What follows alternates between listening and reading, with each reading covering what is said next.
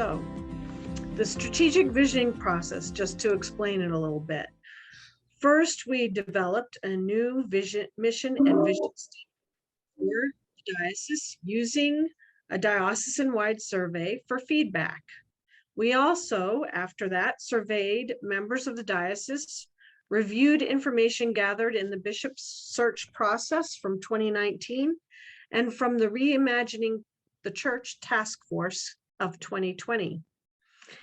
From this, we determined areas of focus for the strategic plan: pastoral care and stewardship, formation and worship, evangelism and justice, community building and structure, communications, and technology. From that, we established 5 working groups to consider strategic questions in each area so that they could form goals and create initiatives to help us meet those goals. After this, we held 6 listening sessions for feedback before finalizing the proposed goals and initiatives. This was then proposed to the Diocesan Council in September of 2021, and Diocesan Council approved it, the final plan, in October 2021. Next slide. As we did our work in developing the goals and initiatives, some overarching themes came into focus. There was a definite focus on neighborhood and community. It became apparent that some of the initiatives can and should be laity-driven. We have multiple ways we're provided to engage congregations. Through training and support, we are able to enable and empower the people of the diocese. This training will allow the lay to guide and support each other.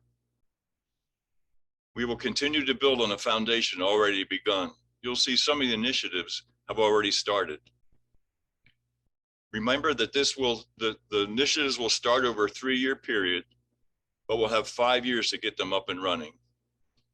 In 2022, we count as year 0, a time for setup and task groups to be formed and budgets to be aligned to the initiatives. Next slide, please.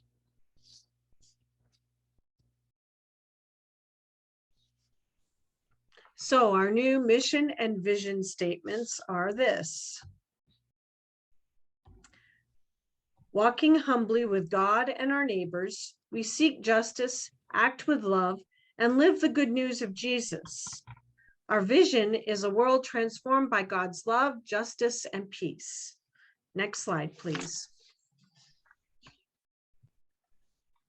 These next series of slides will present the recommended goals with their supporting initiatives. They're categorized by the main components of our new mission statement. Our first,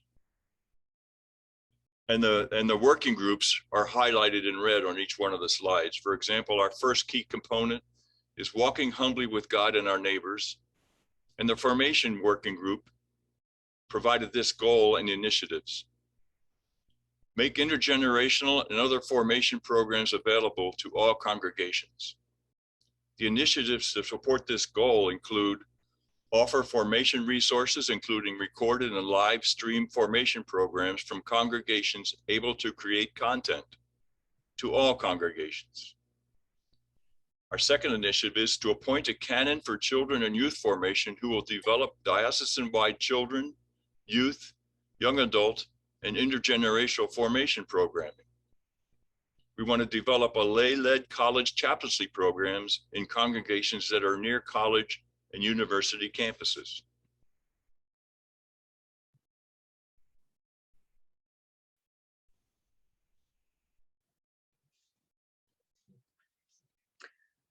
Continuing with walking humbly with God and our neighbors. And I just want to make a little footnote about this because there were some comments about walking humbly with God and our neighbors.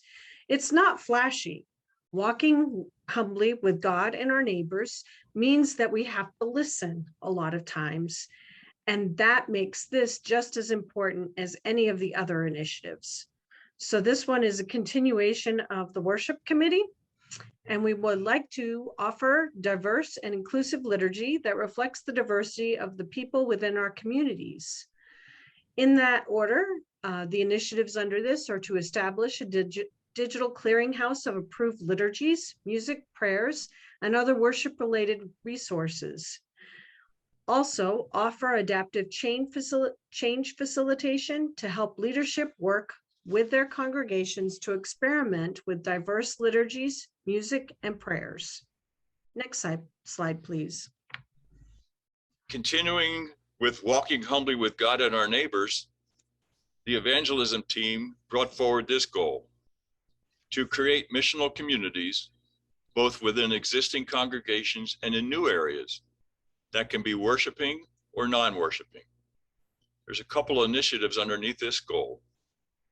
We want to offer community listening workshops and coaching to help congregations build relationships with their neighbors, especially those who are marginalized. And if appropriate, based on the results of the community listening sessions, identify and develop up to 10 new missional communities that serve their neighborhoods. Next slide, please. And the last under this is community building. Build relationships between the diocese and local organizations that align with the diocesan mission while increasing the diocesan profile in North St. Louis. So this would be an initiative of developing a missional community in Old North St. Louis with convening space in the Grace Hill buildings, which we already own. Next slide, please.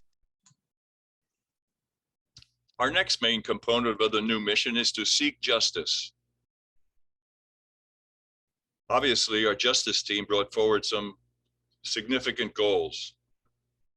Engage all members in understanding how institutionalized and structural racism works, and make personal commitments to confront injustice. There are some key initiatives to support this goal. We want to issue one diocesan policy statement on dismantling racism and affirmed by congregational leadership. We want to recommend performing a racial justice audit from the Episcopal Church's Becoming Beloved Community of diocesan structures and systems to understand what we need to change and why. With ongoing support from the National Church and working with our Dismantling Racism Commission, we want to facilitate conversations with congregations about institutional and structural racism. We also recommend incorporating a second-level curriculum for congregations that have worked beyond the current anti-racism training. Next slide, please. Number 2, we want to take a leadership role and dedicate resources to 2 issues where we can make a critical impact. The initiatives under these are partner with state and regional coalitions to address healthcare access disparities, especially along racial lines, starting with St. Luke's Hospital, where we have a seat on the board. Also, develop a pilot ministry with local partners in up to 4 sites to assist people involved in the criminal justice system in re-entering the community. Next slide, please. Our final 2 goals for the We Seek Justice key component are, the first one is to support the LGBTQIA+ people across the diocese. We're recommending creation of an LGBTQIA missioner to resource and support people in their ministries. And the final goal is to support the initiatives coming from the Creation Care Ministry team led by the Reverend Kevin McGrain. Next slide, please. Our next one is Act with Love. And this one is under the Pastoral Care group. Develop congregational-based pastoral care connected to support services in our communities. And the initiatives under this are to provide pastoral care in congregations by offering training and guidance to lay pastoral care teams. The next one is to create a digital clearinghouse of pastoral care resources and best practices. And then finally, establish a diocesan-wide pastoral care network to provide assistance to members of the diocese and their family and friends from other congregations across the diocese. Next slide, please. Our next goal is from our communication working group, again, under our key component of Act with Love. We're recommending building relationships across the diocese and between congregations and provide support and mentoring for ongoing communication needs of all the congregations. There's 4 or 5 initiatives we want to bring forward to support this goal. Grow our diocesan communications team by adding a full-time technology manager and create a new ministry to advise and support our congregation's technology needs. We want to establish a toolkit of information and resources that will support our congregations with their communications and technology. We want to continue creating clergy cohesion throughout the diocese by sponsoring clergy-specific gatherings and communication tools. We're recommending the establishment of at least 4 communication hubs to serve as central resources that support collaboration and communication throughout the diocese. The diocese would provide the hardware, maintenance, and oversight of these hubs. By the way, some of that has already started within our diocese. And finally, we want to use Facebook groups and social media to connect congregations. Next slide, please. Finally, we want to live the good news of Jesus. And under stewardship, we came up with this: support congregations in maximizing stewardship of resources better to serve the parish and community. The initiatives under this are to ensure congregational vitality by providing congregational development resources to congregations to assess strengths, challenges, and opportunities, then help them to track results and analyze the data. The next one would be to provide facilitation and other support to congregations as they discern their future ministry in times of financial pressure due to the cost of maintaining their facilities. And finally, provide facility assessment services to congregations to help them periodically assess the condition of their buildings. Next slide, please. And our final goal under the Living the Good News of Jesus key component came from our community building working group. We want to strengthen the connections between congregations. There's several initiatives to support this goal. We want to determine 3 to 5 missions for the diocese. For example, hunger, creation care, mental health, housing, and homelessness as examples. To provide opportunities between parishes and individuals in common ministry. And partner with groups across the region who are also working on these issues to collaborate. We're recommending the holding of a second diocesan gathering annually centered around mission, ministry, formation, and justice. And we're recommending creating a convocation structure that fosters unity among our parishes, centered around mission and ministry. Next slide, please. We want to remind you that our report to our diocesan council, according to Bishop Dion, is a living document.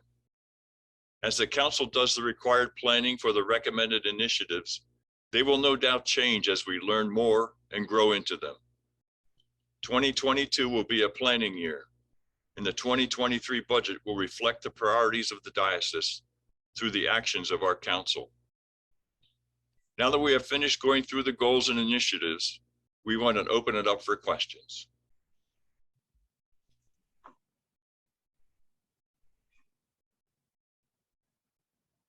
If you have a question, raise your hand or go into the chat and we can try to answer them. Reminding that the copy of the total report that we submitted to council and council has approved can be found on our website under the strategic visioning section. So you can go there and read the whole report. It's 46 pages long and it has quite a bit of information for each initiative. So we felt not to burden you with all the details within there. You can go to there if you want to look at more detail on the initiative. So we're recommending task groups that possibly could be set up, recommending some financial numbers as well on that report. So any questions or comments? Yeah, so I have Michael Shepley. Go ahead. Hi, thanks for all your hard work on this. Obviously, I'm showing my age, but I'm wondering if the report is printed at all in a booklet. It was to Diocesan Council, but I do not know that there are any other hard copies, but we can check on that. Maybe Well, there might be a way if you know, as a member of Trinity's Vestry, I'm about to go out in January. I think, you know, a physical copy of the report for every vestry member might be valuable. I know that I really, that's why I said I'm showing my age. I really don't like to read long documents on the computer, where it's much nicer to sit in an easy chair and work your way through and mark it up, et cetera. So that's my suggestion. I know it's probably costly, but well, all that work I would hate to see go wasted when we could actually sit with it and learn from it. Thank you. Yeah, if I might add something to that, Michael, just remember that it may change as the council looks at it and digests and makes their own changes to some of the initiatives. So that's one of the risks we have by putting a copy out there, because it will change over time. So. And I'm sure that if you ask someone if you don't have the facilities to print it from the website, then probably somebody could do that for you so that you can have that copy. So Michael, put a note in, maybe we could print a few and send it to each congregation. So at least there'd be some hard copies that each congregation could distribute to. Yeah, we can certainly do that, Michael, but you can also, if you find it on the website there, you can download it and print it yourself as well, if you want it right away. Yeah.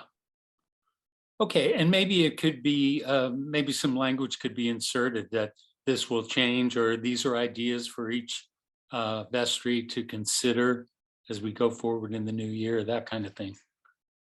Thank you very much. Thank you. And Rose, I think you raised your hand. I'm just wondering about the reorganization of convocations. I'm not a long time Episcopalian, and so I understand that I'm part of the Western Convocation, and I take it that that's what this is about. And we're thinking about organizing convocations maybe differently. I take it that now they are organized according to location within the state, and maybe we're thinking of organizing them around mission and ministry. Is there already some thought about how this would take place? Like, this is a pretty big undertaking. They're all pretty big undertakings, but thinking about reorganizing the convocations, I don't disagree that it's a good idea. I think maybe it is a good idea, but I'm wondering, how does the committee who put this forth think this might take place as a process? Some of it's to reinvigorate the structure, because the structures have not been operating well. Like mine is the Southern Convocation. We never meet, just about. So some of this is to reinvigorate that by renaming. I know that's part of the parcel with this. Rural congregations would typically stay with rural congregations unless there's some bigger thing that draws them away from that. So I don't think you're going to see much change there. You might see somebody added to yours, but the reorganization is not set yet, but it's in a hopes that we can begin conversation about it and to see how we might reinvigorate and make them better. I see a note from Bishop Dion in the chat. There he is.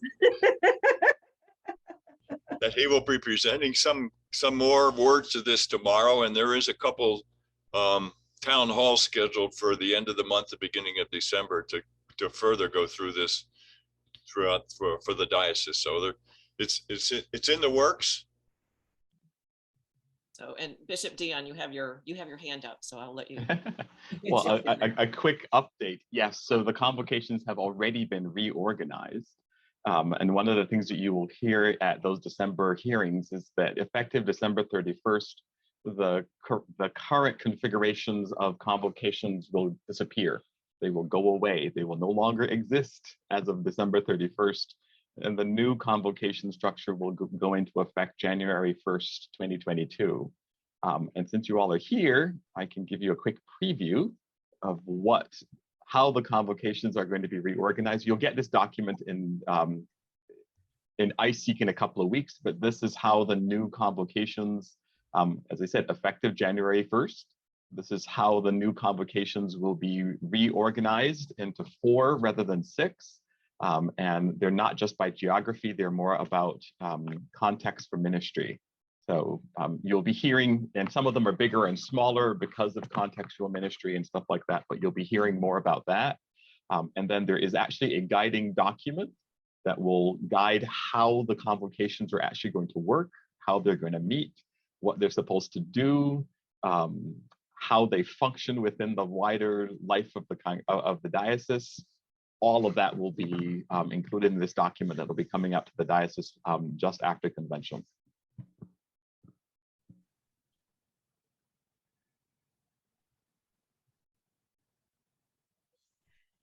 Thank you, Bishop, for sharing that with us. It's a excellent segue. So thanks, Rose, for bringing that segue to light. So any other questions, comments?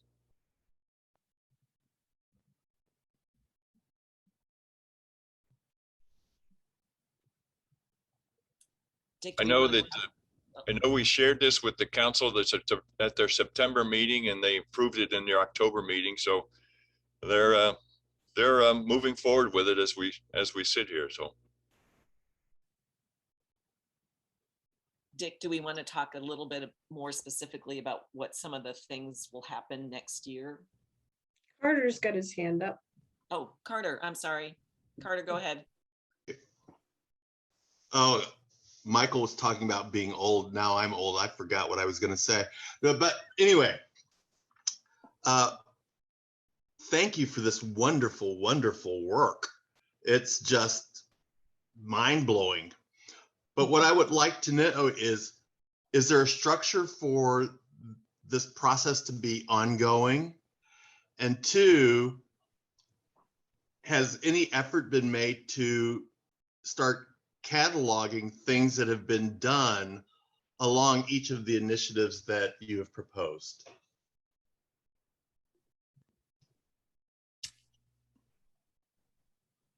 That's a good question, Carter.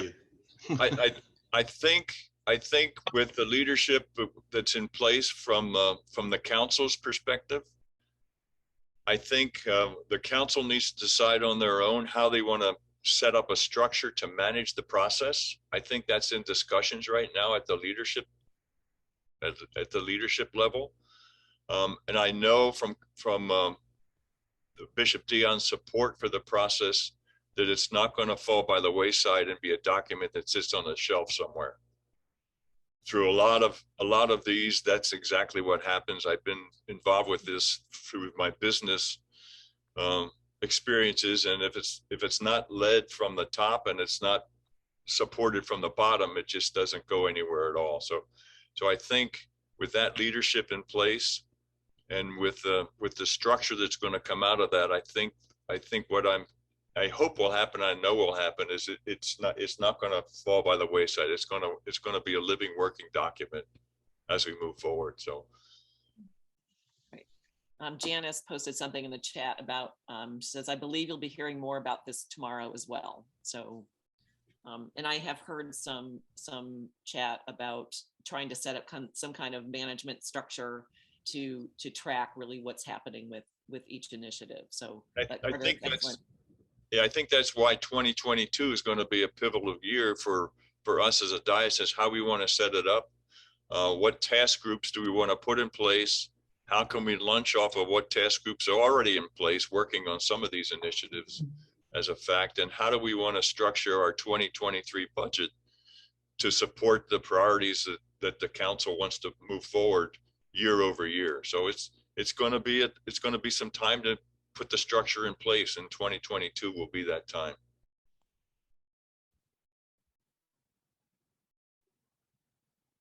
And if you all have passion about some initiatives, raise your hand and join the task groups or be part of the process. So, yeah, in the appendix of the report, there's a list of all the groups that will be responsible for implementing the initiatives, and there are a number of new ones that will be formed. So I'm seeing, as I'm looking at people's faces, I'm seeing a lot of our working group members and other folks who are in and who did a wonderful job. Thank you all.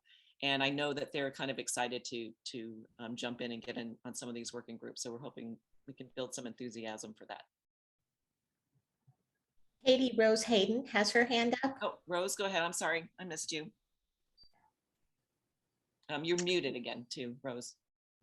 Sorry, me again. One of the things I'm excited about is the sharing of resources from parish to parish across different groups. And I'm wondering if, is access to that going to be such that the laity in a parish can access that as well as leadership in the parish? Because, you know, sometimes a lay person might have an idea and they might want to go to look at those resources and sort of then bring that to their rector or to their vestry or something like that. So I'm just wondering, are those resources going to be accessible by individual members of parishes? my short answer is absolutely. Yeah, those were the that's our intent. Those groups had. I'm thinking about Pastoral Care because I sat on those meetings a fair amount, and that definitely was their intention. So, Annette, I'm sorry, I didn't mean to interrupt you. Yeah, that's what I was reinforcing, was that was our intention. A lot of that will come from the website, and you'll see the need for a technical manager to help do that on an ongoing basis, and that's exactly how that will happen, through the website and the ministry sharing on the website. It's already begun on the website, as a matter of fact. You go in there, you can click on various ministries and see who's leading it and how to get involved. And for things that need a little bit more on the ground ideas, always generating that kind of thing, the new Facebook groups will help with that. It'll be a place that you can join, go to, and see ideas for whatever the title might be, so that you can jump in and get in on a chat and then produce ideas with each other and interact. So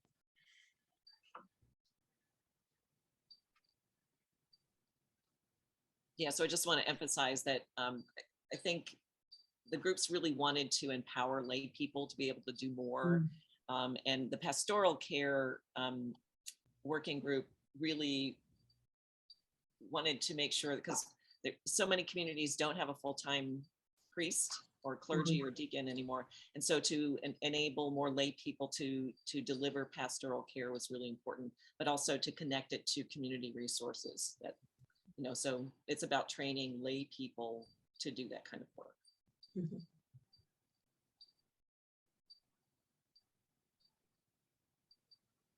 Any other questions? Comments? Dick and Annette, do we want to talk a little more about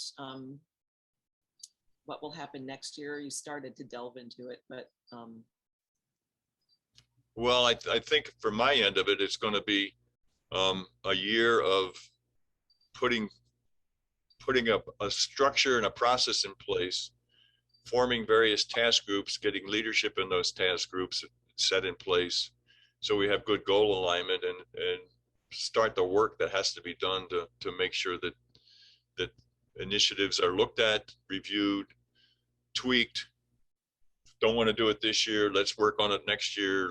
Those types of questions have to all be ferreted out over the next, I'm going to say 3 months to 6 months time frame for the council to get their arms around it. And the other thing is putting it into the budget for 2022. So some of these initiatives are asking for new positions to be created. And we don't want to just put it in the budget for 1 year and then not have the funding for another year and so on and so forth. So it may mean that as we look at this, that we need to raise money so that we can put these initiatives actually into effect.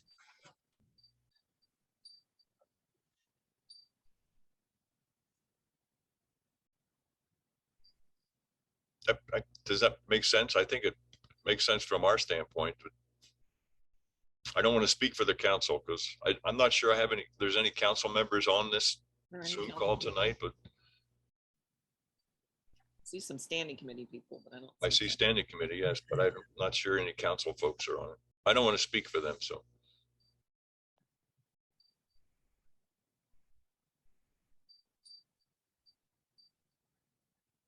So let me ask, are there any initiatives that you're particularly excited to get involved in? Yes, Nancy. So I was very interested in a lot of this. I find it fascinating, but it kind of went by quickly. And so I'm trying to recall the things that I had a question about. But there was a section, and you'll know what I'm talking about. There were some references to community engagement of a non-worshiping nature. Yes. Mm-hmm. And I was curious about that. What were you thinking there?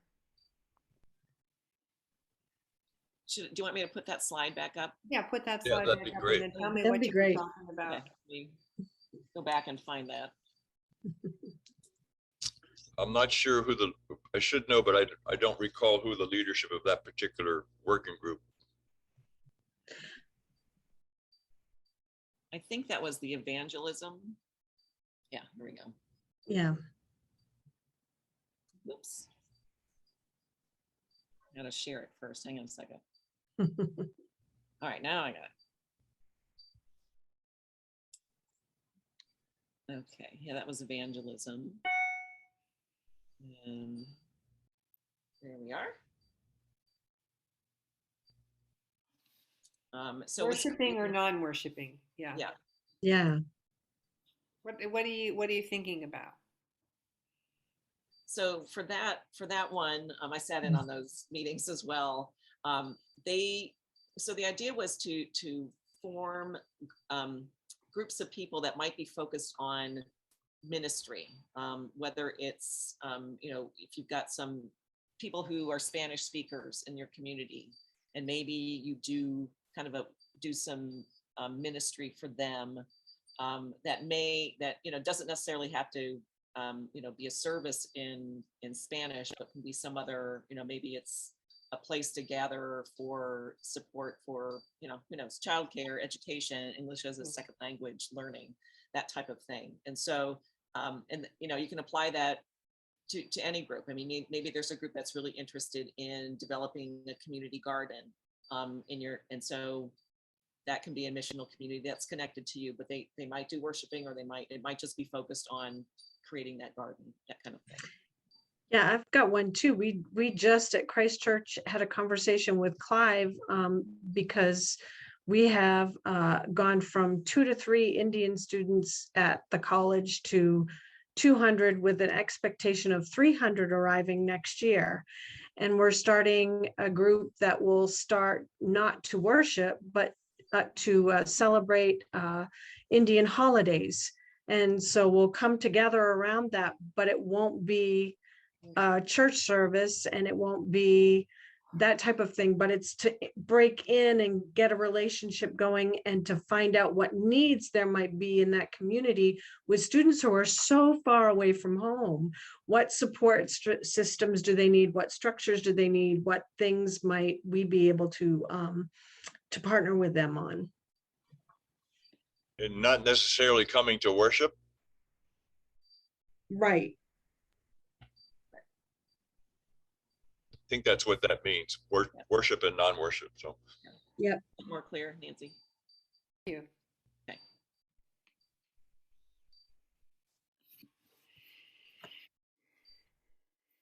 Any other initiatives that sort of piqued your interest?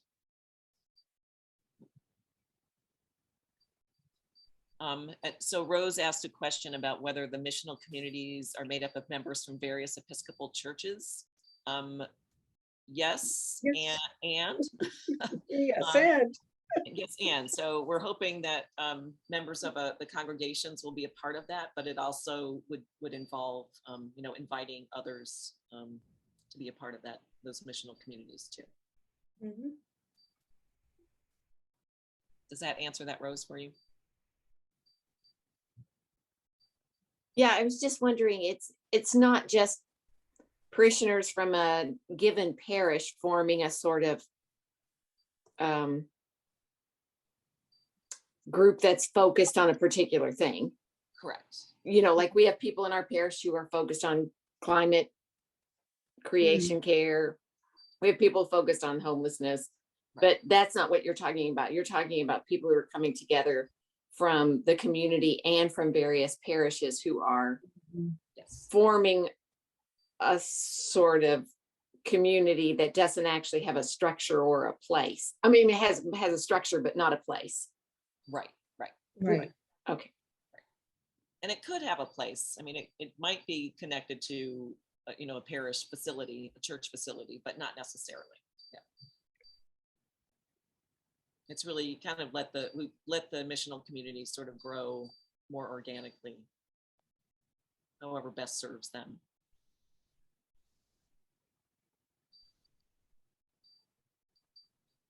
Any other initiatives you're interested in learning more about?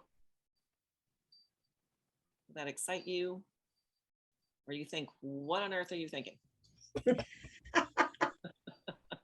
Where'd that one come from? Yeah. How about the new mission? Can you get your arms around the new mission statement? Good.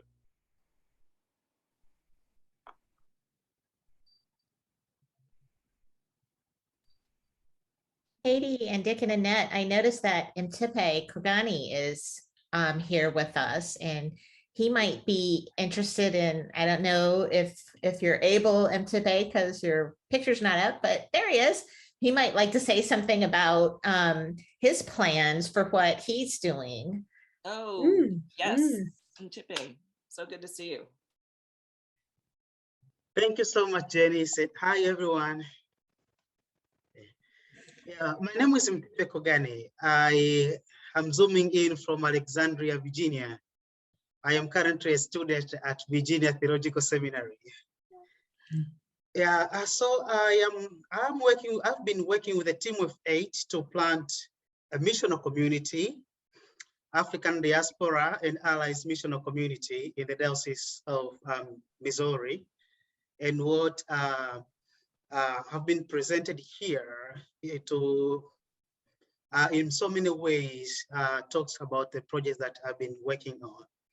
So this missional community is a new community in the Diocese of Missouri, and it's about Africans, people who are coming from Africa. Some of them are part of the Episcopal Church, and some are from other churches as well. But they share culture, African culture, even though they speak different languages, but they have so many things in common in terms of culture.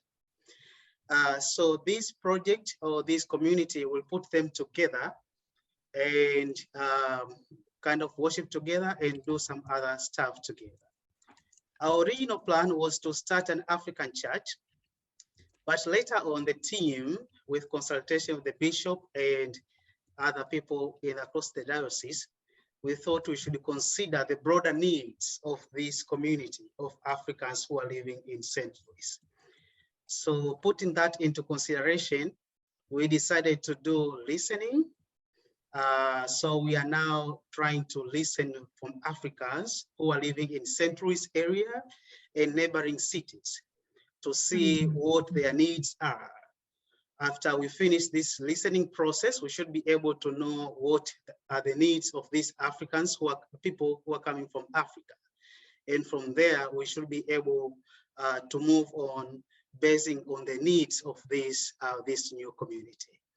So that is what we are doing right now. And we thank God we are able to raise about 35,000 USD to move forward with this project. We are now in the listening process to hear the needs of this community. It's a very exciting project, and I was so happy to hear that it's one of the visions of the Diocese of Missouri. Great, thank you, Tipe. That's fantastic. So exciting. And as Annette sort of said in the presentation, it's really we're building on the foundation of things that are there, and of course, you know, we knew this was in the works, and so we were excited about that and wanted to make sure we were lifting these really good things that were already happening up and sort of building on them and growing them within the plan. So it's so exciting. Exciting news. Good to see you again. Thank you, thank you. And please feel free to reach out to me. I'll put my email in the chat, just in case you have any question or would like to have more conversation with me or the team. I also should mention that Christchurch Cathedral agreed to be our sponsoring parish. And thanks to God, Dean Kathy is here. She has been so supportive to us, and Christchurch Cathedral is our sponsoring parish. So this new community will be meeting at Christchurch Cathedral, even though some of members are not part of the Episcopal Church.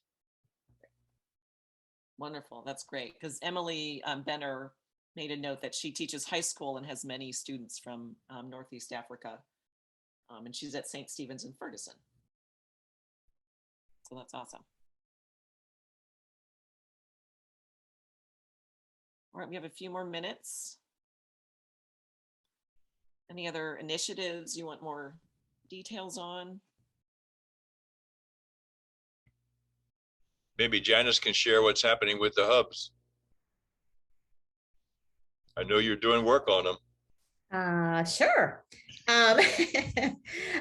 Yeah, we had originally thought that we would probably want to start with 4 hubs kind of spaced throughout the diocese. And by a hub, what we mean is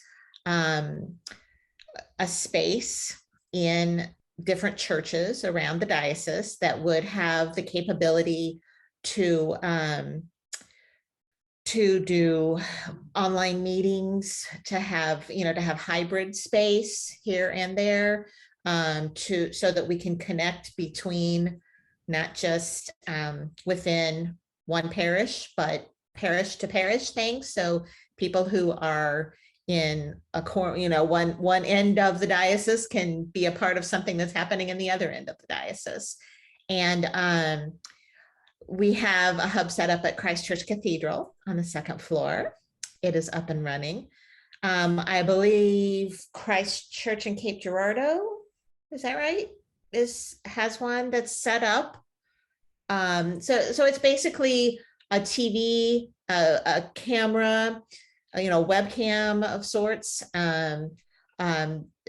speakers, things to make hybrid church possible, so that you can be in person or you can be online and travel around. And so it makes it possible to be involved from Kirksville. You can be involved in a class or an event happening in Poplar Bluff, and so it again is the idea of bringing people together, of bringing congregations together. It may be that somebody in one parish is really interested in something that another parish is doing, but it just opens a lot of doors, as you can see, without having to travel a really long way.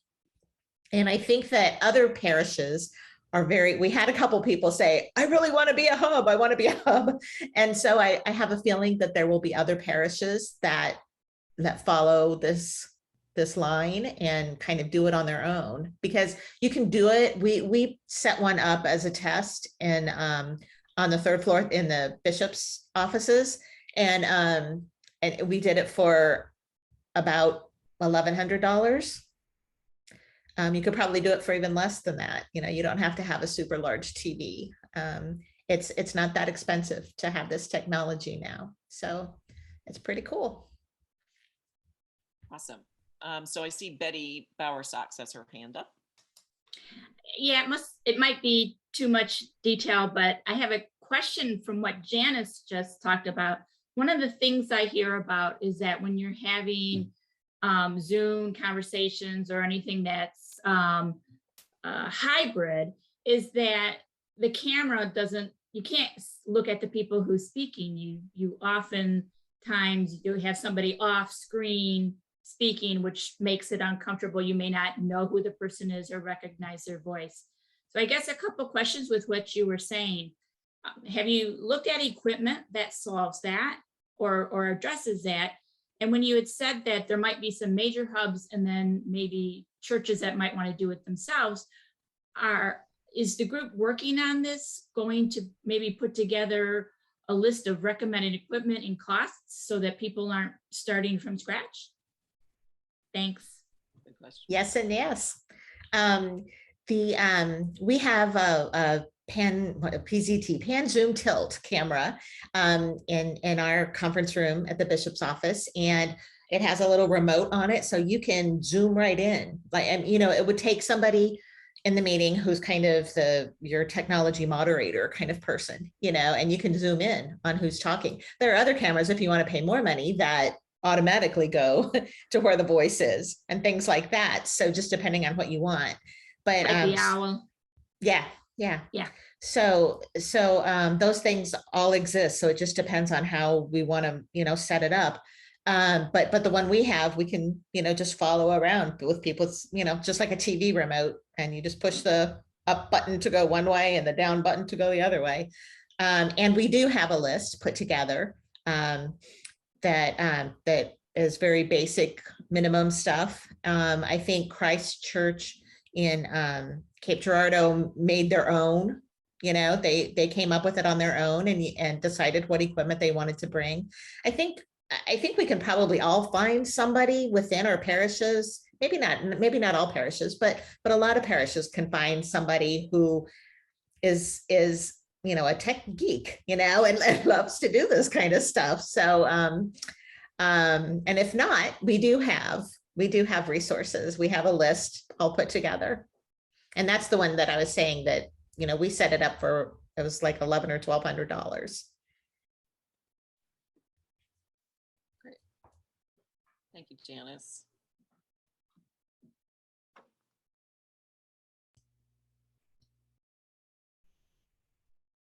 Any more questions in our last few minutes?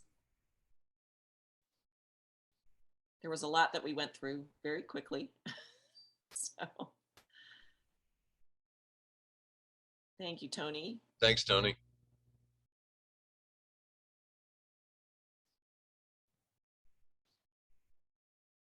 Okay, Michael Shepley, go ahead, Good. I'm getting like Carter. I'm sort of forgetting what I was going to ask. Oh, are the cards that you showed us on the screen going to be available on the diocesan website? We can make them available. Yeah. Make sure. I think Janice has access to that. Those are a nice synopsis of all the work that was done. And I think personally, frankly, I'm sorry to get back to this, but if I have to print 46 pages to read something, I'm not going to do it. So I think those cards, which synopsize things very well, could be put together in a way to distribute within our church, just to show ideas are being bandied about and things that can be done. And people may decide that, wow, I'm interested in this or that. So I don't know how many cards there were, 10 or 12. I think that would be great to have. Okay. Great. Thank you. You're welcome. Thank you. Anything else in our last 5 minutes?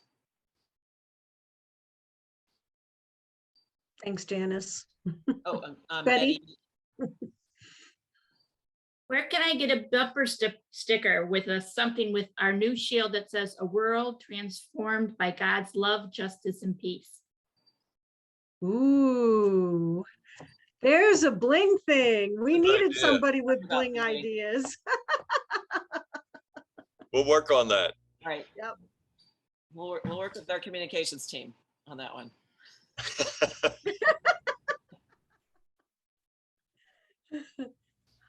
Yeah, we had thought when we were going to be meeting in person that there would be some bling to hang out, but that has not happened. So, and at some point, everyone who's worked on this, we want to thank everybody with some kind of in-person celebration, but it'll have to wait till 2022, but it will happen. So thanks to all of you who were a part of the process. Yeah, we had a lot of people. We had a lot of people involved with this, as we mentioned, and we didn't do it in a vacuum. We created the document with a lot of input. We really appreciate that, all that input that we received. And I want to acknowledge Katie's work on this. Katie was our yeoman coordinator and conciliare and whatever else you want to call her, Katie. We really appreciate your help on this. I know you're not going to forget us. You're going to be around, I think, somewhere. I'll be around.